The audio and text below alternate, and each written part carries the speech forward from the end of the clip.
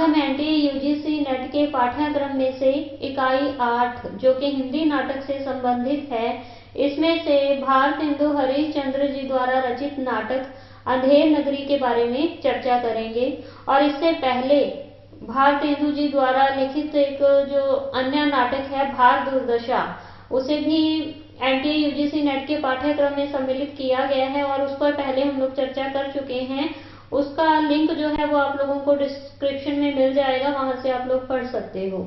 और वीडियो शुरू करने से पहले मैं कहना चाहूंगी कि जो इस चैनल पर पहली बार विजिट कर रहे हैं वो चैनल को सब्सक्राइब करें और साथ ही साथ वीडियो को लाइक जरूर करें। तो चलिए शुरू करते हैं। अंधेर नगरी। अंधेर नगरी की रचना भारतेंदु जी ने सन 1881 ईस्वी में की थी और ये इनके द्वारा लिखा गया जो है वो मौलिक नाटक है। आप लोगों को पहली वीडियो में मैंने बता दिया था कि इनके मौलिक नाटक कौन से हैं, अनुदित कौन से हैं, क्रमानुसार आप लोगों को मैंने वो सारे बता दिए थे और साथ ही इनके काव्य संग्रह कौन कौन से हैं वो भी बता दिए थे। आप पिछली वीडियो में वो देख सकते हो। ठीक है, तो अंधेर नगरी की रचना भारतेंदु जी ने सन 1881 ईस्वी में की थी और हास्य रस की प्रधानता होने के कारण इस नाटक को प्रहसन कहा गया है। ठीक है, प्रहसन की बात करते हैं तो प्रहसन जो है वो 3 भागों में वर्गीकृत किया जा सकता है, जैसे शुद्ध प्रहसन, विकृत प्रहसन, संकीर्ण प्रहसन। इसमें से जो शुद्ध प्रहसन होता है उसका नायक जो है वो कोई पाखंडी, पुरोहित, सन्यासी, तपस्वी ऐसे नायक होते हैं। और शुद्ध प्रहसन में चेट, चेटी या विट जैसे नीच पात्रों का भी समावेश होता है। और विकृत प्रहसन जो है इसके नायक नपुंसक, कंचुकी या तपस्वी पात्र होते हैं। और तीसरा जो है वो संकीर्ण प्रहसन। संकीर्ण प्रहसन का नायक जो है कोई धूर्त, मूर्ख, अस्थिर या कोई विवेकहीन राजा होता है। और ये अंधेर नगरी जो नाटक है वो एक संकीर्ण प्रहसन है, क्योंकि इस नाटक में जो राजा है उसे चौपट राजा कहा गया है, जो ऐसा राजा है जिसके शासन में कोई व्यवस्था नहीं है, न्याय अन्याय में कोई भेद नहीं हो रहा है और अच्छे बुरे में भी कोई अंतर दिखाई नहीं देता। इसीलिए जो है उसकी नगरी को अंधेर नगरी कहा गया है और उसे जो है चौपट राजा कहा गया है। तो इसीलिए ये जो है संकीर्ण प्रहसन है। आगे इस नाटक के अंतर्गत कुल 6 अंक हैं, जिन्हें नाटक के 6 दृश्य भी कहा जा सकता है, क्योंकि बहुत ही छोटे छोटे अंक हैं। और इस नाटक के माध्यम से भारतेंदु जी ने बताने की कोशिश की है कि चौपट राजा के राज्य में किस तरह अराजकता व्याप्त होती है और किस तरह न्याय व्यवस्था पंगु हो जाती है और साथ ही जीवन मूल्यों का क्षरण हो जाता है। ये सब बताने में भारतेंदु जी को पूर्ण रूप से सफलता मिली है। इसीलिए इस संकीर्ण प्रहसन के बारे में डॉक्टर गिरीश रस्तोगी जी का एक कथन है कि निश्चय ही अंधेर नगरी एक प्रहसन होते हुए भी अपने कथ्य में आधुनिकता, निरंतरता, नवीनता और शैली शिल्प में मौलिक लिए हुए परंपरा और प्रयोग का उदाहरण है।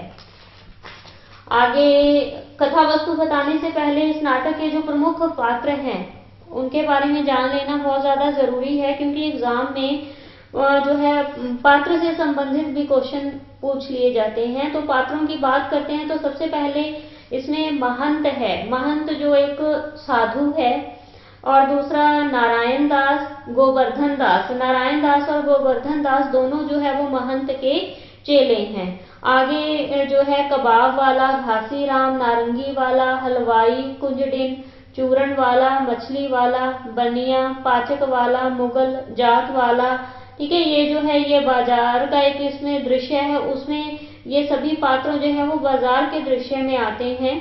आगे प्रजा, मंत्री, सेवक, फरियादी और कल्लू, कारीगर, चूने वाला, भिस्ती, कसाई, गडरिया, कोतवाल, प्यादा, ये सभी पात्र जो हैं वो इस नाटक में प्रयुक्त हुए हैं। और प्रथम अंक की बात करते हैं तो इस प्रहसन के प्रथम अंक में एक महंत जो है वो अपने दोनों शिष्यों गोवर्धन दास और नारायण दास के साथ भजन गाते हुए प्रवेश करता है और लोगों को भी लोभ से बचने का उपदेश देता है। और जो उस महंत के चेले हैं गोवर्धन दास और नारायण दास, तो वो उस नगर की सुंदरता पर बहुत ही मोहित हो जाते हैं। और गोवर्धन दास जो है वो कहता है कि ये नगर तो बड़ा ही सुंदर है और यहाँ के लोग भी बड़े जो है मालवान होंगे, इसीलिए यहाँ से भिक्षा भी जो है वो भरपूर मिलेगी। तो जो महंत है वो गोवर्धन दास को भी क्या है लोभ में ना पड़ने का उपदेश देते हुए ये पंक्तियां कहता है कि लोभ पाप का मूल है, लोभ मिटावत मान, लोभ कभी नहीं कीजिए या मैं नरक निदान। ठीक है, तो यहाँ पर प्रथम अंक समाप्त होता है और दूसरा अंक जो है वो एक उसमें बाजार का दृश्य है। तो दूसरे अंक का प्रारंभ जो है वो बाजार के दृश्य से होता है, जहां प्रत्येक दुकानदार आवाज लगा लगा कर अपना माल बेच रहा है। यह बाजार जो है वो प्रतीक है सारे विश्व का, जहां अंग्रेज भी हैं और भारतीय भी हैं। गोवर्धन को बाजार में प्रवेश करते ही पता चलता है कि यहाँ प्रत्येक वस्तु टके सेर बिक रही है, क्योंकि बाजार में तरह तरह की आवाजें आ रही थी। ठीक है, उसमें अलग अलग दुकानदार थे जो अपना सामान बेच रहे थे। यहाँ पर मैंने उदाहरण बताई है, जैसे यहाँ पर एक घासीराम की उदाहरण है। घासीराम चने बेचने वाला है। तो चना खाते सब बंगाली, चना खाते मियाँ जुलाहे, चना हाकिम सब जो खाते, चना जोर गरम टके सेर। घासीराम की उदाहरण हो गई। और यहाँ पर हलवाई की उदाहरण है। हलवाई कहते हैं कि जैसे कलकत्ते के भितरिये वैसे अंधेर नगरी के हम, सब समान ताजा, खाजा ले खाजा टेक सरे खाजा। टेक सेर खाजा मतलब हर एक जगह टके सेर की आवाजें ही आ रही थी।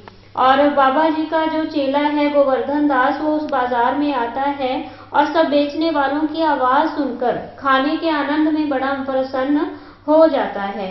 और यहाँ पर ये एक संवाद मैं बता रही हूँ जो गोवर्धन दास और बनिया के बीच में है। गोवर्धन दास कहता है कि क्यों भाई बनिए, आटा कितने सेर? बनिया कहता है टके सेर। और चावल टके सेर, और चीनी टके सेर, और घी टके सेर। गोवर्धन दास कहता है सब टके सेर, सचमुच। मतलब बड़ा हैरान हो जाता है जब उसे प्रत्येक चीज जो है इतने सस्ते भाव में मिल रही होती है, और एक तरह से उसके मन में जो है वो लालच भी उत्पन्न हो जाता है। ठीक है, और आगे गोवर्धन दास जो है वो कुजडिन जो है यहाँ पर भाजी वाले को कहा गया है। आगे गोवर्धन दास क्या है कुजडिन और हलवाई के पास जाता है, वो भी सब टका सेर देने की बात करते हैं। चेला बड़ा खुश होता है और हलवाई से नगर और राजा का नाम पूछता है। तो हलवाई बताता है कि इस नगर का नाम जो है वो अंधेर नगरी है और राजा का नाम जो है वो है चौपट।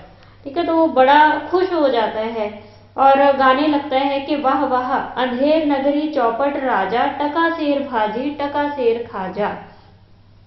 ठीक है, और आगे प्रसन्नता से भरकर जो उसे भिक्षा में मिले 7 पैसे थे, उसमें से वो उन 7 पैसों की क्या है वो 3.5 सेर मिठाई खरीद लेता है।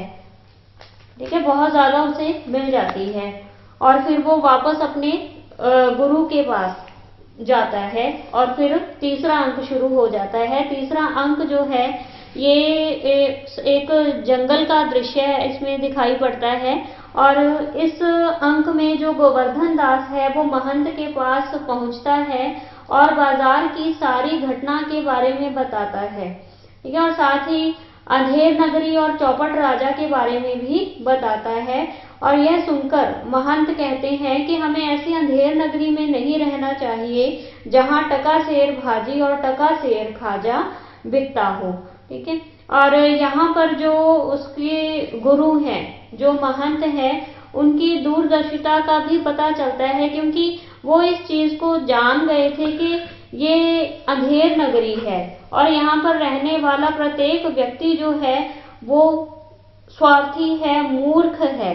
क्योंकि प्रजा जो है जैसा राजा वैसी प्रजा, इसीलिए जो महंत है उसे इस चीज का आभास होता है कि अगर इस नगरी में रहेंगे तो भविष्य में हम कभी ना कभी किसी ना किसी विपत्ति में जरूर फंस जाएंगे। इसीलिए वो अपने चेले को भी इस से अवगत कराता है कि हमें यहाँ पर नहीं रहना चाहिए और इस नगर को छोड़कर कहीं और जाना चाहिए। ठीक है, और यहाँ पर वो समझाते हुए दोहा बोलता है जो महंत है कि सेठ सेठ सब एक से, जहाँ कपूर कपास, ऐसे देश कुदेश में कभू न कीजिए वास।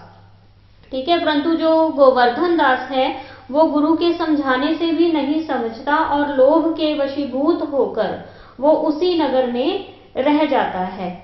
ठीक है, गुरु का कहना नहीं मानता। यहाँ पर जो है वो तीसरा अंक समाप्त हो जाता है और आगे चौथा अंक शुरू होता है। इसमें एक राजसभा का दृश्य है जहाँ पर राजा, मंत्री और लोग उपस्थित हैं। ठीक है, और इस दृश्य में राजा के दरबार को दिखाया गया है जहाँ राजा मदिरा पान करता है तथा अपनी मूर्खता का परिचय देता है।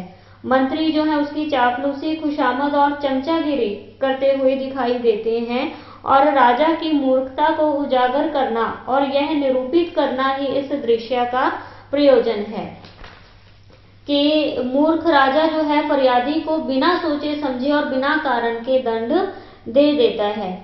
ठीक है, तो यहाँ पर क्या है, जब राजा बैठा है राजसभा में तो वहां पर एक फरियादी आता है। फरियादी की बात सुनता है राजा तो वो बताता है कि एक कल्लू बनिए के बारे में बताता है कि कल्लू बनिए की दीवार ने मेरी बकरी को मार डाला। ठीक है, तो वो उसकी जो है फरियाद को सुनता है और अपने सैनिकों को आदेश देता है कि दीवार को पकड़ कर लाओ। ठीक है, दीवार को पकड़ कर लाओ, परंतु वो सभी कहते हैं कि दीवार तो आ नहीं सकती, वो तो ईंटों और चूने से बनी हुई होती है। तो फिर वो कहता है कि दीवार को रहने दो, कल्लू बनिए को पकड़ कर लाओ।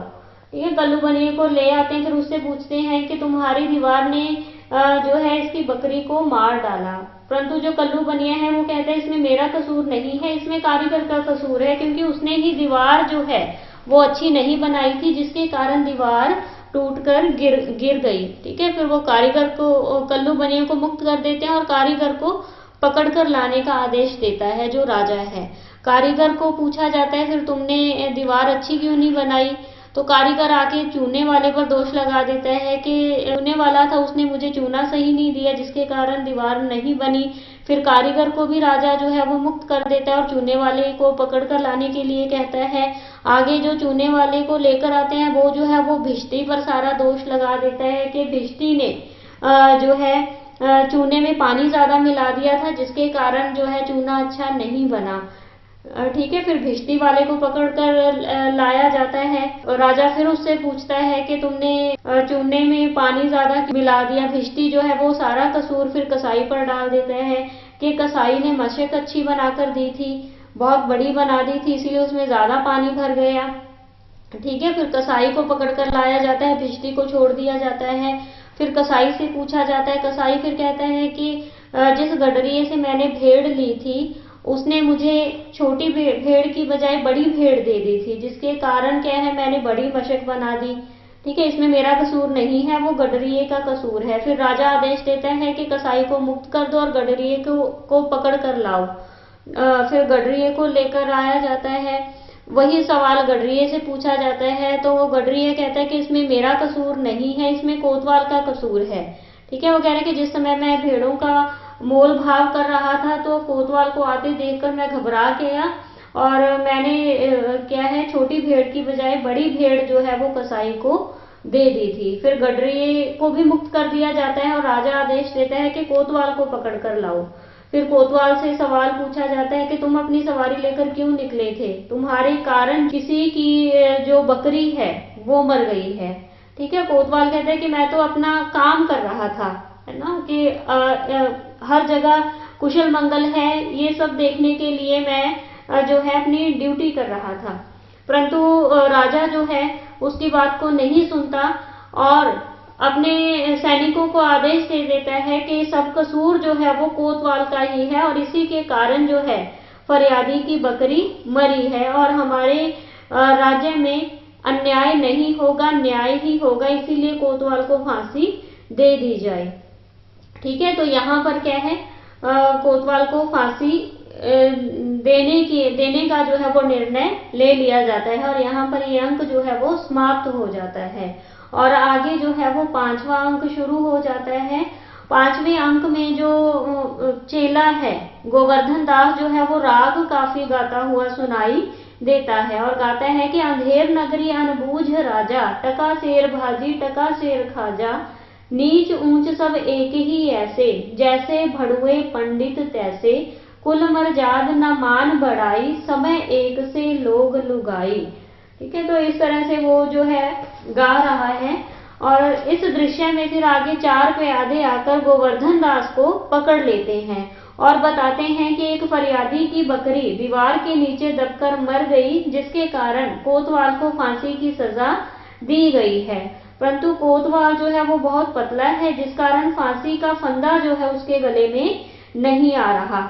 ठीक है, इसीलिए वो कह रहा है कि फांसी का फंदा जो है वो कोतवाल के गले में नहीं आ रहा, इसीलिए जो राजा है उसने कोतवाल को मुक्त कर दिया है और हमें आदेश दिया है कि कोई ऐसा व्यक्ति पकड़कर लाए जो मोटा हो, है ना, और जिसके गले में वो फांसी का फंदा आ जाए। इसीलिए तुम जो हो हमें बड़े मोटे ताजे लग रहे हो, इसलिए हम तुम्हें पकड़कर राजा के सामने प्रस्तुत करेंगे। तो उसे पकड़कर जो है वो राजा के दरबार में ले जाते हैं। तो यहाँ पर जो है वो 5वां अंक जो है वो समाप्त होता है, आगे 6ठा अंक शुरू हो जाता है। इसके अंतर्गत जो है वो स्थान एक शमशान है।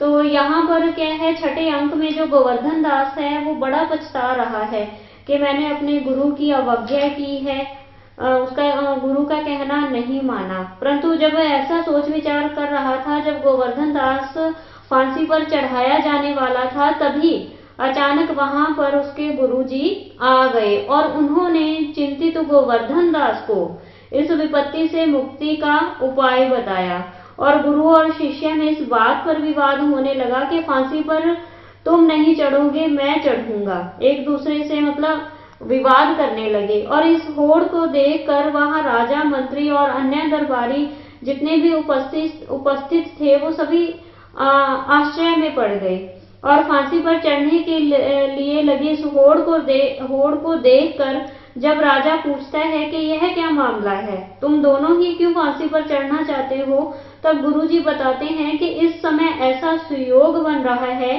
कि जो फांसी पर चढ़ेगा वह सीधा स्वर्ग जाएगा, इसीलिए हम में से प्रत्येक फांसी पर चढ़ना चाहता है।